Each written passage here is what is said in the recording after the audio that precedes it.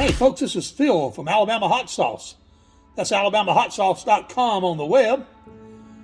I'm here in my commercial kitchen. It's the Saturday after Christmas, or after New Year's, excuse me. It's the Saturday after New Year's, and I had to get back to work. And I had a ferment of garlic and honey that came due last week. I normally ferment these things for 10 weeks, and then I stop the ferment.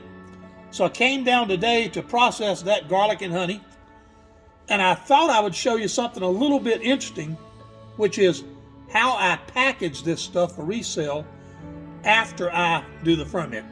Now, let's talk a minute about what has happened before now. I had pure local honey, filtered but not pasteurized. I had, in this case, fresh California garlic, and I put it in a special fermenting container that's sold by the crazy Korean called an e-gen. It's about the only thing I use that e-gen container for is to ferment garlic, and it is perfect for that. So that garlic's been fermenting for 10 weeks. Now, I took the garlic out of my ferment bucket and I placed it in a glass container and submerged it in 150-degree hot water. Now, I let it sit there for an hour with the water continually circulating at 150 degrees to stop the ferment on this garlic. Garlic will ferment a little bit for a long time. And even though most of the beneficial part of the ferment is done after about 10 weeks, actually after about 8 weeks, I go 10, it will continue to ferment just a little bit. Nothing about the garlic changes very much, except that it builds up gas and it overflows in customers' closets, cabinets. That's not good. So I submerge it in water to stop that ferment. I then bring the jars in, I put them on a scale, and I weigh the proper amount of garlic that goes in the container. Now, I scoop the garlic out of the ferment, out of the honey, let the honey drain, and so I put in nothing but the fermented garlic. I then place it on a scale, and I fill it with the honey from the ferment up to, in the case of this package, a weight of 275 grams. Now, I think that's about, it's a little over, it's about 10 ounces. And anyway, I package them like that. I then use a regular canning lid. Now, the reason I use a two-piece canning lid to package this is because if it were to start fermenting at all, if it were to start bubbling, and the customer breaks the cap on it, the inner liner, the seal, will allow the air to vent without blowing the honey out of the jar. Now, that's not going to happen. I've extensively tested that, but it's a thing that could happen. So I protect against it by using the two-piece canning lid. Even though this honey was subjected to 150 degrees, it is going to be a cold packaged product. So I put the garlic in the jar cold, I put the honey in the jar cold, I put the cap on, and now what I'm going to do is I'm going to bring them to a vacuum of 25 inches of mercury. That's going to vacuum out the air, it's going to collapse the lid on the top of it, and it's going to hermetically seal this fermented garlic. Now, I can hold about 10 jars, so I do 10 jars at a time in my small vacuum chamber here. I've got a larger one, but it's a whole lot more aggravating to use. It's heavier, and I'm an old guy, and I'd rather put a few more hours in and go through a lot of small steps than to go through the big step. I've got 10 jars in the vacuum container. So I put the top on, I close the exit valve, I open the entrance valve, and I turn on the vacuum pump.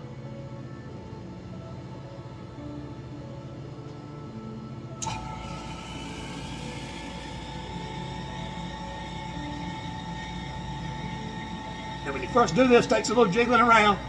There you go to get the seal. So now we're pumping up here.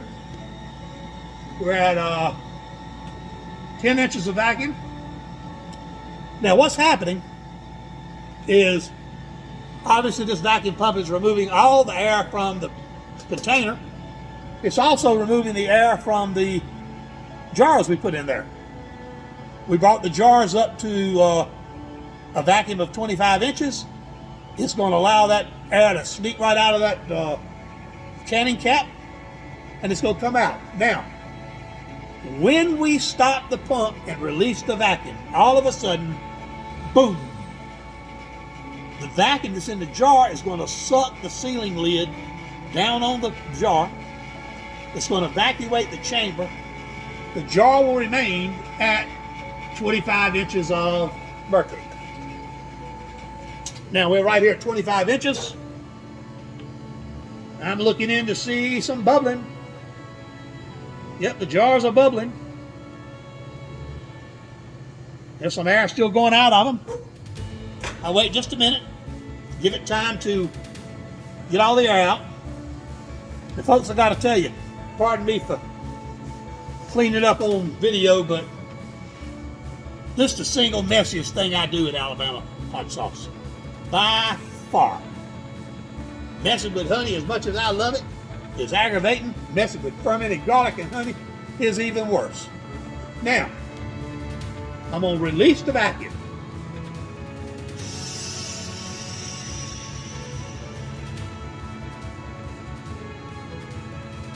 Okay, when I pull these jars out,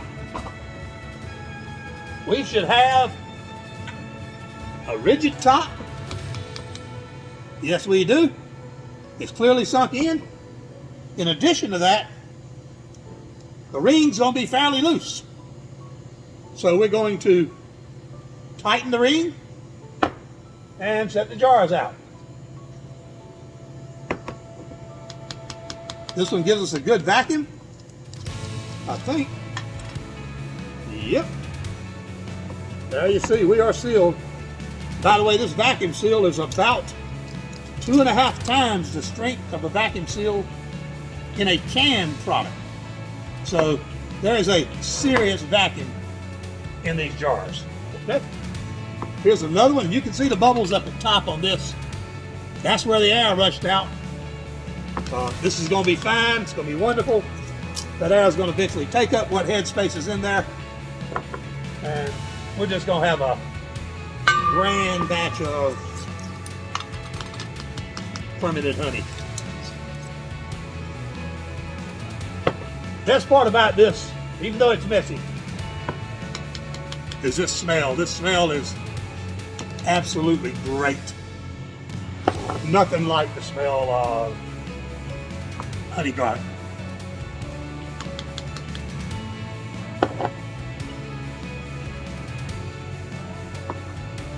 Now, these are tapered jars. These are ball tapered jars. The reason I use tapered jars for this is that they are certified by Ball for a higher level of vacuum. I believe they're certified for pressure of 15 pounds and a vacuum of 48 pounds. Straight jars only certified to a vacuum of 30 pounds. And so when I vacuum them to 25, that's a little too close to the limit to suit me. So I use this tapered jar for this, so we don't have any problems or any questions. Now, if you look down here in the vacuum chamber, you'll see that some honey actually flowed out around those seals. So now what we're going to do, I will take all these jars, and I think today we've done a total of 80 jars, maybe 82 or 83 jars, but over 80 jars of garlic and honey. That's about a total of about 60 pounds total. So I will take these, and these jars, as they sit, will go into our commercial dishwasher and sanitizer. Now what will happen there is that these jars will be washed because they are sticky, okay? And in addition to that, they'll be once again subjected to a fairly high heat. Now, not for very long, and that heat certainly won't permeate the entire contents of the bottle, But they're going to be subjected to a temperature of about 175 degrees in the sanitizing. They're then going to be rinsed in hot water. They will air cool, and these things will be ready for labeling and packaging. Hey folks, I hope you enjoyed that video. I've got 2 more video suggestions up on the screen that I think you might enjoy watching. In addition, while you're here, push the round button and subscribe to my YouTube channel. That allows YouTube to notify you anytime I publish a new video. Thank you, and we'll see you next time.